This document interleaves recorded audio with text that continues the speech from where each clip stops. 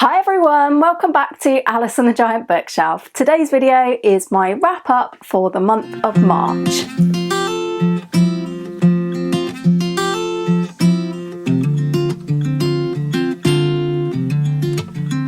Hi everyone, welcome back to my channel, or welcome if you're new. My name's Alice and I have way too many books, and this video is going to be a very belated wrap up all about all the many books that I got through in the month of March.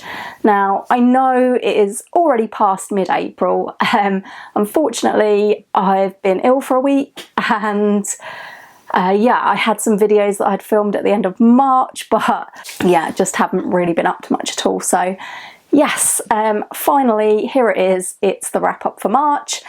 And in March I read 17 books. Unfortunately not a lot of them were from the Giant TBR. That was a total of apparently 5,189 pages. All of my books were fiction in the month of March, which is not great for one of my goals, which was to read non-fiction every month. But I didn't do that in March. I read 13 books, 4 audiobooks. I read 8 books from my Giant TBR. I had 1 reread, and I read 4 library books within those 13 physical books that I read. So yeah, it was a pretty good month. Before we get into the meat of the wrap up, I do need to unfortunately add some more books to the Giant TBR. I normally would do this at the end, but I just wanted to talk a little bit about this tiny little book haul of 3 books. You will have seen popping up all over BookTube lately some footage of the lovely Katie from Books and Things.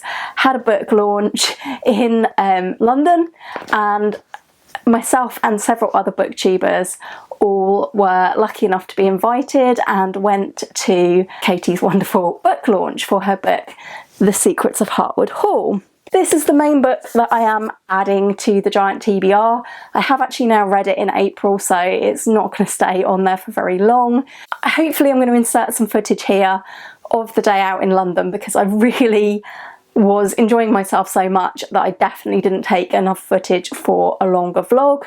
So I met up with the fabulous Emily from Noville Novels and Charlie from Charlie Book Reads, and we then had a coffee, went to meet Gemma from Gemma Books and Jack from Spread Book Joy, and we had a lovely day book shopping in Daunt Books on Cheapside, and also in the Waterstones at Leadenhall Market, which is where the book launch was. And I was very, very restrained. I actually only bought Katie's book that day. I did receive 2 books as gifts from Charlie, and Charlie has very kindly given me Crow by Ted Hughes, and also The 5th Season by N.K. Jemisin. Both books I'm really, really looking forward to reading. So we've got a bit of poetry for a change being added to the Giant TBR, and some fantasy. I've been wanting to read this for a really, really long time.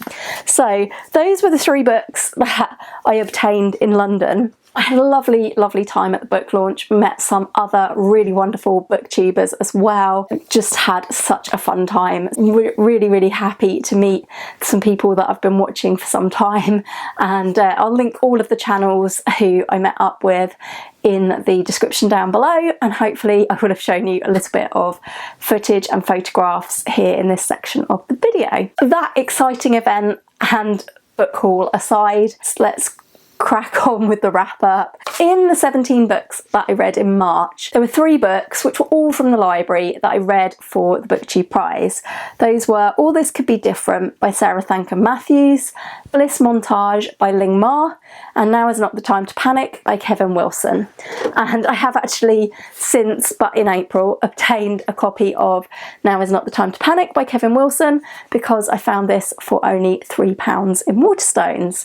Couldn't resist, and my mum bought me this copy. I've already read it, so it's not adding to the Giant TBR. These 3 books I've already reviewed extensively elsewhere in my BookTube Prize ranking and review video. So if you want to know what I thought of those 3 books, do pop over there to have a look at that video. I won't be reviewing them any further here, except to say All three of these were very good books. Really enjoyed the short story collection by Ling Ma. Didn't so much love All This Could Be Different by Sarah Thankam Matthews, but it was a good book nonetheless.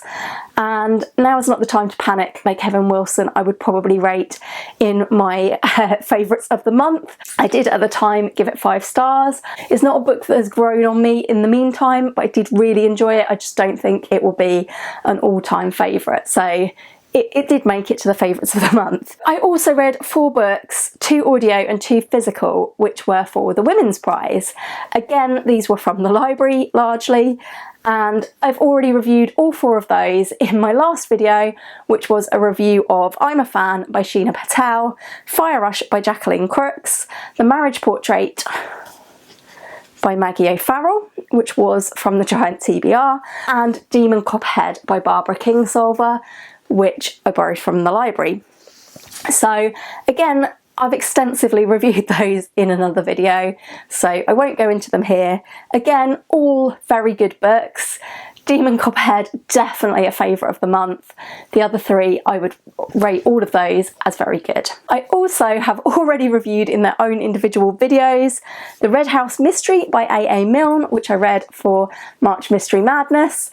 Really enjoyed this, solved it, and if you'd like to know more about that book, do check out the individual review of this one. And a second thriller, I did an individual review on this one. It was my February book from Mr. B's from my subscription, and this was Into the Dark by Fiona Cummins.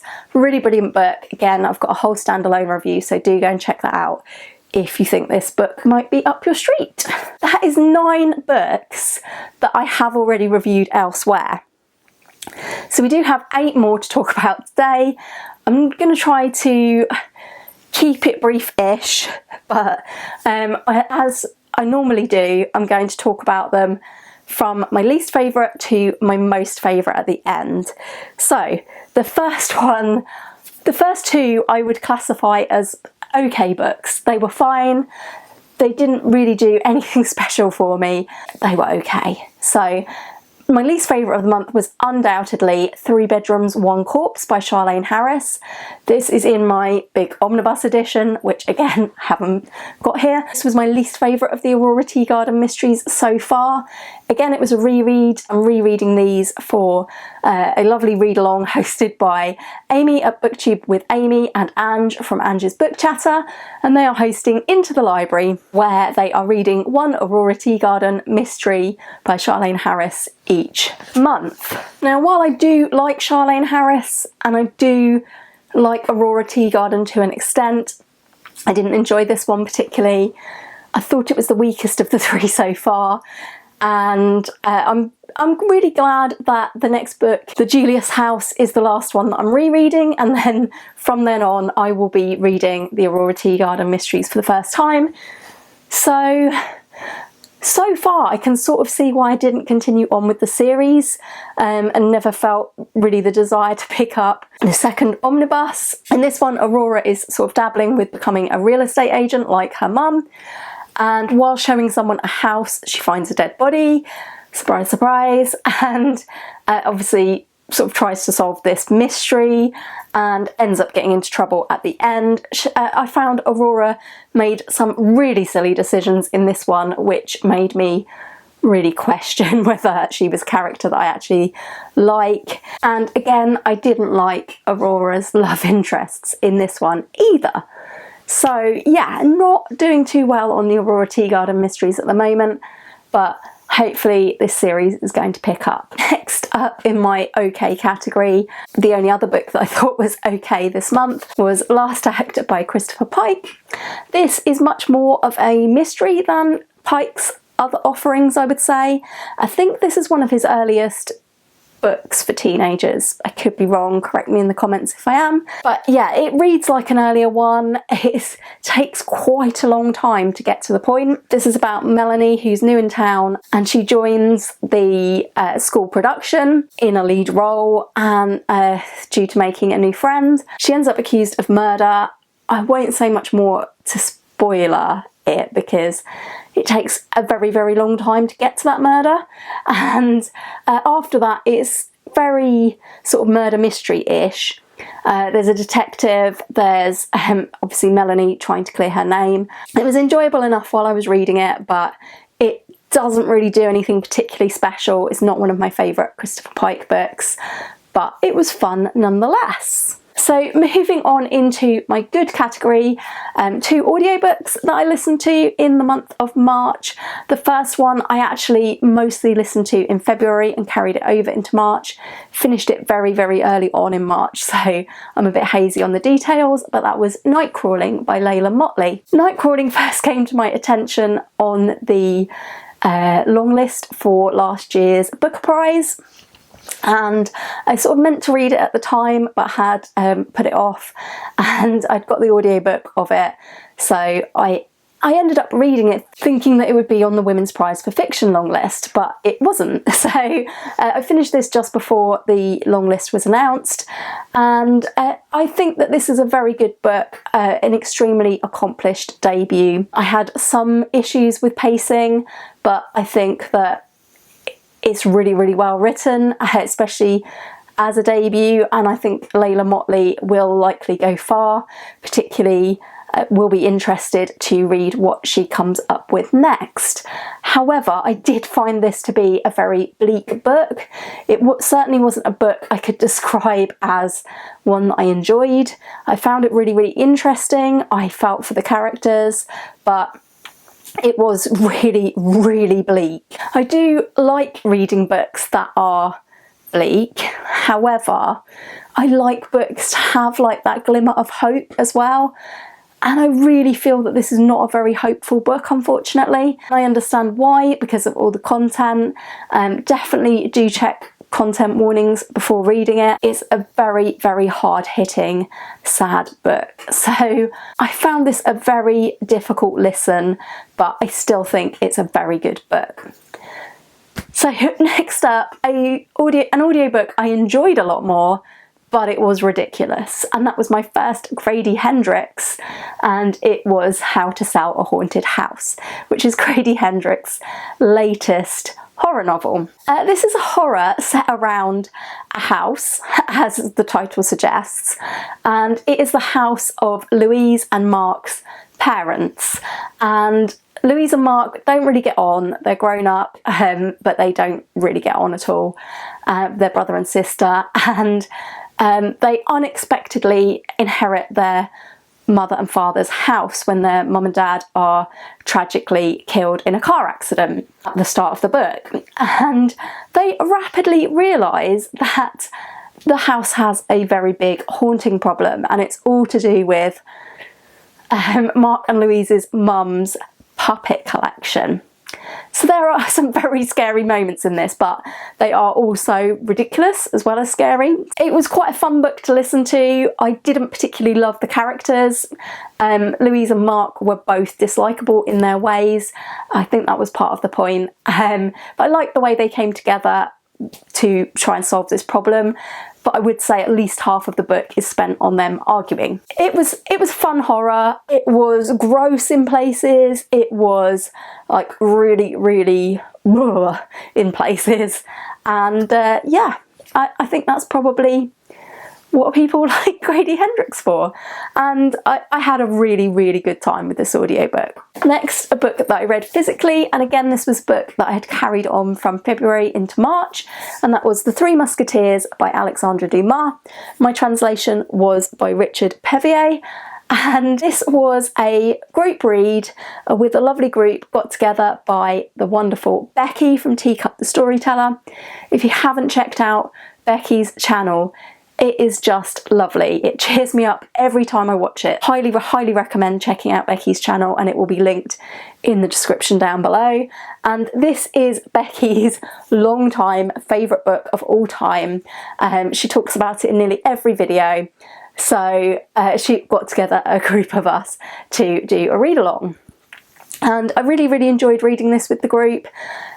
And I did enjoy the book, but this is another book that I think is in equal parts enjoyable and ridiculous. There's some very funny moments, there's some massive tangents, as with the other Dumas that I have read. Mostly I liked the characters, D'Artagnan and the Three Musketeers, Athos, Porthos and Aramis, but they do some very questionable things.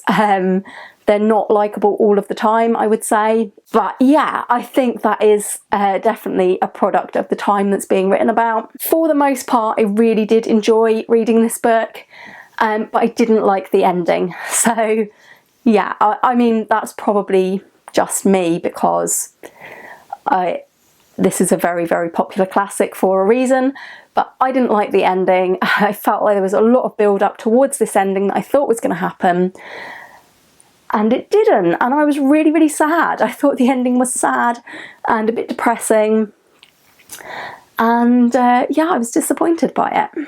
But I did like most of the rest of the book. There were some tangents that I felt like probably could have been lost from the book, and the book wouldn't have lost anything. It's a really, really enjoyable French classic, and yeah, it was fun, mostly, but not the ending for me.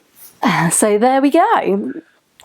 So next up, I read Mort by Terry Pratchett, and I was sent this by the lovely Jack from Spread Bookjoy, and she had also sent a copy to Gemma from Gemma Books, and we read this together, and it was both of our first experience of Discworld. And Jack had recommended this to both of us as our first experience of Discworld because it's her favourite. So no pressure going into this one. But I did love Mort. I thought it was brilliant. I liked what Pratchett was doing. I think that is this probably Pratchett's best written book?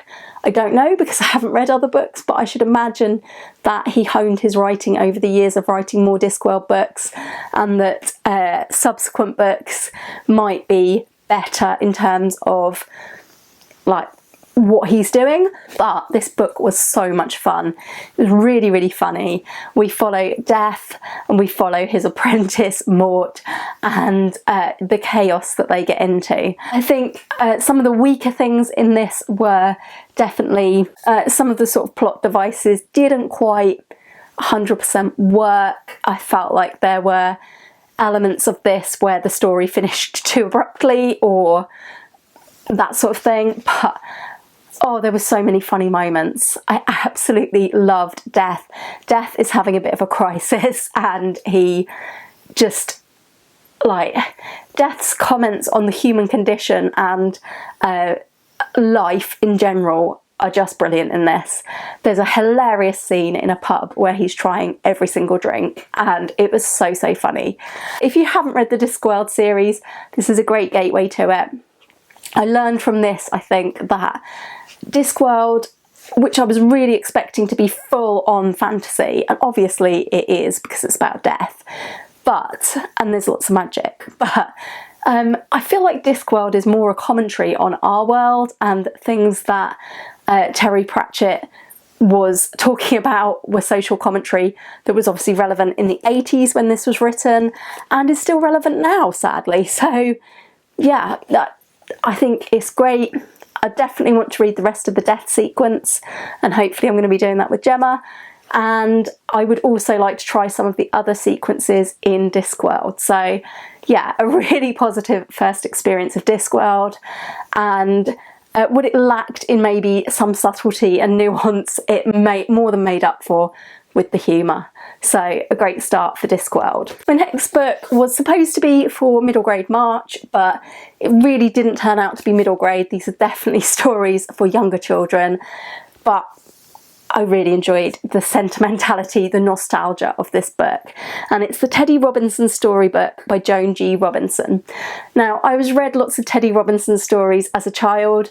This is just a small selection of them, and Teddy Robinson basically follows a teddy bear called Teddy Robinson, who he is a teddy bear, and it imagines him as able to sort of think and sing and that sort of thing, but he's still a teddy bear. So yeah, this is kind of about his adventures with his family. His owner is Deborah, and yeah, they get into some scrapes, and yeah, I think this is, although dated, I think this is still lovely stories to read with maybe 6-year-olds, 5-year-olds, quite fun for children who love their teddy bear. So yeah. I had a really lovely time with this. The stories were short, the stories were fun, the stories reminded me of my childhood. What's not to love? So yeah, I had a great time with Teddy Robinson's storybook. So moving on into my favourites of the month. I've already told you 2 of them. Now Is Not the Time to Panic by Kevin Wilson. It would have been like the lowest of the favourites, and my top favourite I've already mentioned as well, but I did have a third. I would say all 3 of these were 5-star reads, although as I've said, I am wavering a little bit on Now Is Not the Time to Panic, but I did give it 5 stars at the time. My third 5-star read of the month, and one that absolutely broke me into a million pieces. When I showed this in my potential TBR for March, everybody who commented on this book said, read it, but you'll need tissues, read it, but it's desperately sad, read it, but it will break you, and they were all right. And I knew this, and this is why it's been on my shelf for such a long time, because I was kind of scared to read this, and it's A Monster Calls by Patrick Ness, from an original idea by Siobhan Dowd. Like, even the concept of this book is desperately sad. Siobhan Dowd had written, I think, the first chapter, sketched out the idea while she was dying from cancer. And I mean, that's a desperately sad start to the book. She didn't get to finish this book, and Patrick Ness was asked would he take it on and finish it from her ideas and from her first chapter, and he did. And this is just wonderful. Such a great book in every way, but so deeply sad. I really sobbed at this book. It's absolutely heartbreaking, as you would expect from a book where that is the premise. Cancer is a key entity and figure in this. It's about a young boy whose mother is dying, and the ways that his family sort of try to both shield him from this, but also try to break the news to him that his mother is worse and isn't going to be getting better. And it sort of follows those last few weeks as things get worse, and it's heartbreaking. It is absolutely heartbreaking. And I thought it was wonderful. I thought it was a wonderfully written, hugely just impactful book, and just absolutely, yeah, it absolutely blew me away. It's wonderful. Do not go into it without knowing that it is deeply emotional, sad, devastating. So yeah, if you can get past that, do read this because it's wonderful. This is a proof copy that I was sent many years ago, so it was partly illustrated. You can get both versions that are not illustrated at all and versions that are fully illustrated. So I may look out for the fully illustrated version to have a look at that, because the illustrations that were in this were really stunning. So yeah, highly recommend this if you can deal with the sadness. Absolutely spectacular book, definitely a favourite of the month.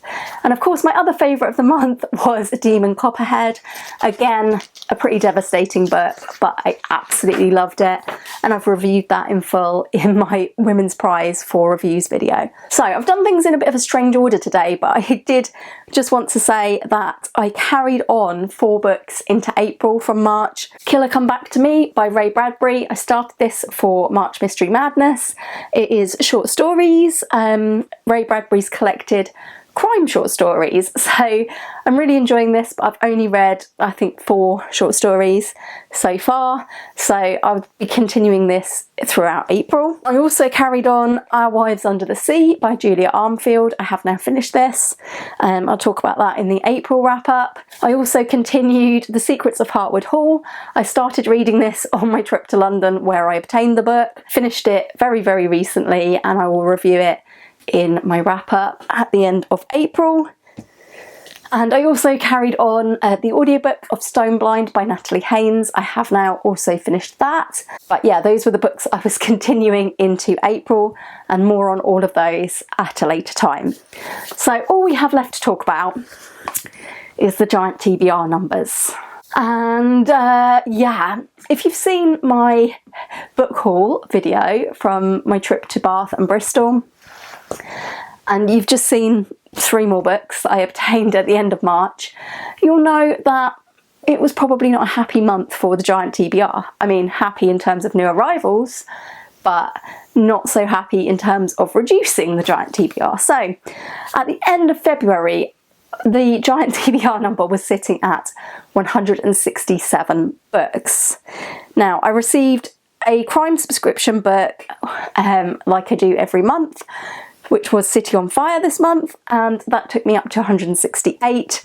I also received the new Nikki French book in a tandem mail out, which took me up to 169. I bought 8 books in Bath, which takes us up to 177. I then bought Katie's book, which took us up to 178. And I received 2 books from Charlie, which take us up to 180. But I did read 8 books from the giant TBR. So fewer books, unfortunately, than I hauled. Those 8 books were Into the Dark, The Three Musketeers, Mort, Teddy Robinson, The Red House Mystery, A Monster Calls, The Marriage Portrait, and Last Act, which takes us down to 172 books. So the TBR has gone up by 5 from last month, unfortunately, but there we go. If you buy books, your TBR goes up sometimes. I'm going to level with you. April is already looking bad. This is the point of the video where I normally say, oh, I'll be really good in April. Hasn't happened. I haven't read anything very much because I haven't been very well, and I have received a pre-order that I ordered optimistically in March. I have received another mail out from Tandem, which I'll show in a later video, and I have so far bought 2 books to cheer myself up because I was feeling ill. So I've got quite a lot to get through if I want to get the TBR back to going downwards, but there we go. Sometimes that happens. Please do let me know, what did you read in March? Did you haul any books in March? Let me know what was your favourite of the month, and I'd love to hear from you in the comments. If you have enjoyed this video today, please do give it a like. Please do consider subscribing if you haven't already. And I will hope very much to see you all again soon for another video all about books here on Alice and the Giant Bookshelf. Bye for now.